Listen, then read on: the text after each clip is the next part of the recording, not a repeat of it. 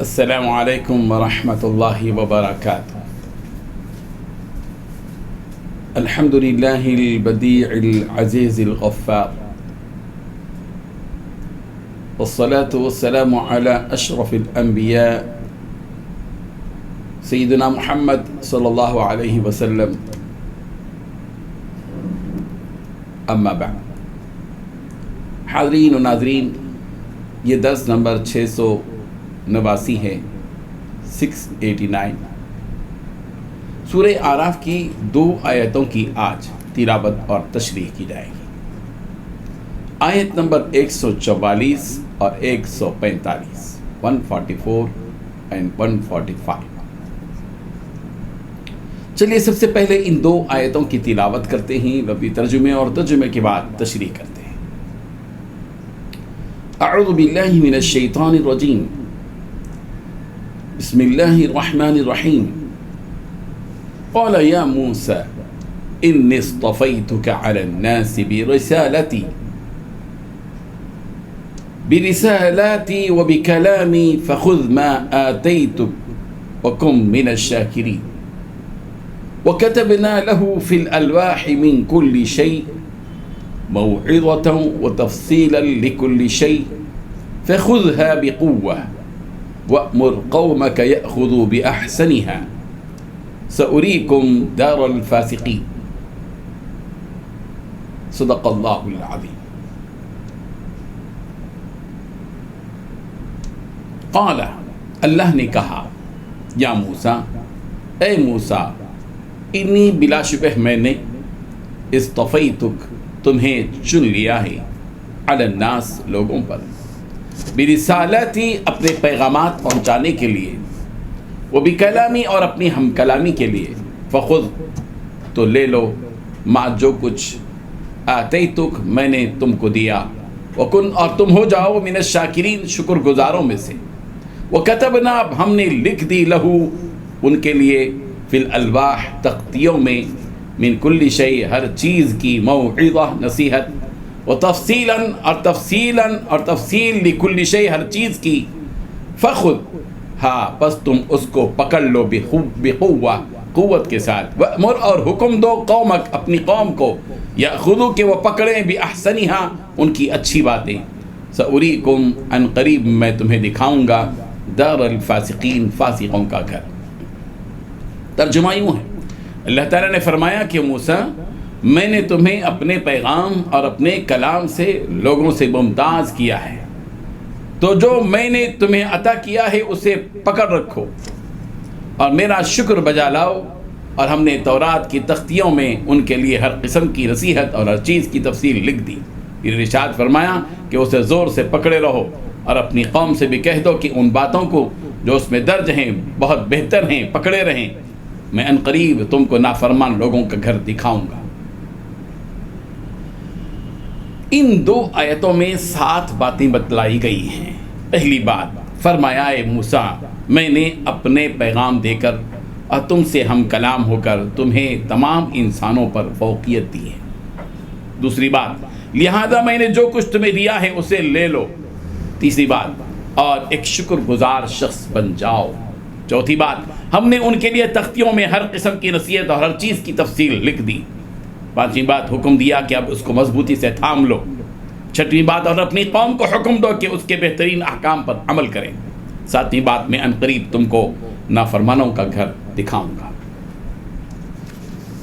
بزرگان محترم، پچھلی آیت میں حضرت موسیٰ علیہ السلام نے اللہ تبارک و تعالیٰ سے اپنی اس تمنا اور خواہش کا اظہار کیا کہ میرے پروردگار میں آپ کو دیکھنا چاہتا ہوں، ربی ارینی انظر الیک۔ تو اللہ تعالیٰ نے کہا کہ نہیں، تم مجھے دیکھ نہیں سکتے۔ اللہ تعالیٰ نے حضرت موسیٰ علیہ السلام کی دلداری کے لیے، ان کی تطیب خاطر کے لیے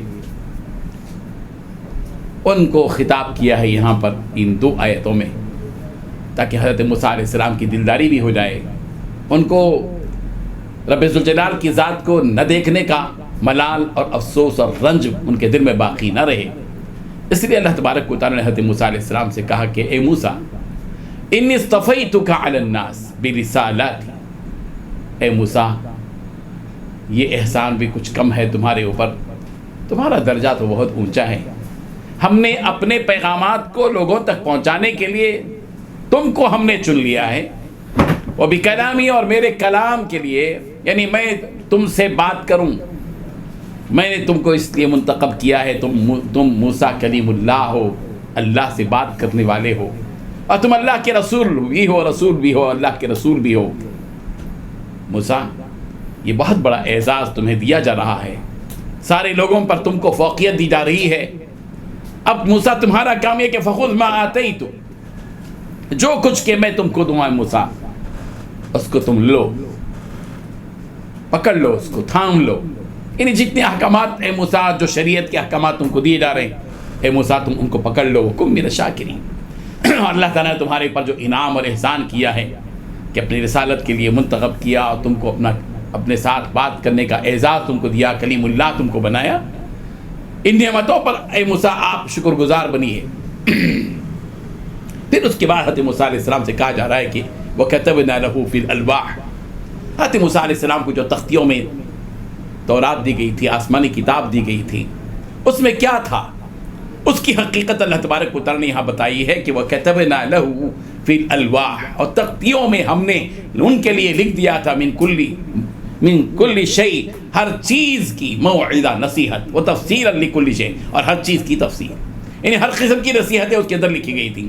موعظہ جو ہوتا ہے عربی زبان کا لفظ ہے موعظہ، موعظہ کے معنی آتے ہیں نصیحت، یعنی ہر وہ بات جس سے اطاعت کرنے اور نیک کام کرنے کی ترغیب ہو، اور ہر وہ بات جس سے برے کام کی نفرت دل میں پیدا ہو جائے، اس کو کہتے ہیں موعظہ۔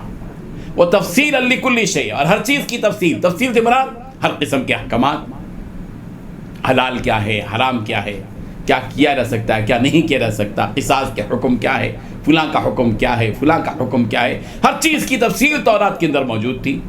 اللہ تعالیٰ نے پھر فرمایا فخذھا بقوہ، اے موسیٰ اس کو مضبوطی سے پکڑو، یہ آسمانی کلام ہے، یہ آسمانی ہدایتیں ہیں، یہ رب ذوالجلال کی طرف سے دی ہوئی شریعت ہے، اس کو اے موسیٰ مضبوطی سے پکڑیے، وَأْمُرْ أَهْلَكَ، اور اپنی قوم کو بھی اس کا حکم دیجیے کہ آپ کی قوم بھی ان احکامات پر عمل کرے، ان نصیحتوں پر عمل کرے، اور دیے گئے ان احکامات اور تفصیلات پر کو غور سے دیکھے، اس پر تدبر اور تفکر کرے، اور اپنی زندگی میں ان احکامات کو لانے کی کوشش کرے، یأخذوا بأحسنها، تاکہ اس کی اچھے احکامات، اس کی جو اچھی اچھی باتیں ہیں اس کے اندر، ان کو وہ پکڑ لے۔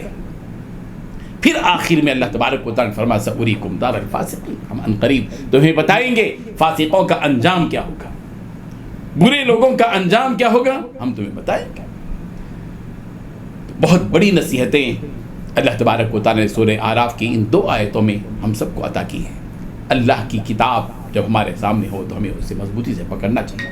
قرآن مجید کے بارے میں بھی اللہ تبارک و تعالیٰ نے فرمایا وَاعْتَصِمُوا بِحَبْلِ اللَّهِ جَمِيعًا، اللہ کی رسی کو مضبوطی سے تھام لو، اللہ کی رسی کو مضبوطی سے تھام لو۔ ہمیں اللہ کی رسی کو مضبوطی سے تھامنا ہے، اللہ تبارک و تعالیٰ کے احکامات پر ہم سب کو عمل کرنا ہے، اور اپنی زندگی میں اللہ تعالیٰ کی جو نعمتیں ہیں ان نعمتوں پر شکر بجا لانا چاہیے، اور ہر قسم کی نصیحت کی طرف توجہ دینا چاہیے، کان دھرنا چاہیے، اس پر عمل کرنا چاہیے۔ اللہ تعالیٰ عمل کی توفیق عطا فرمائے۔ وآخر دعوانا ان الحمد للہ رب العالمین۔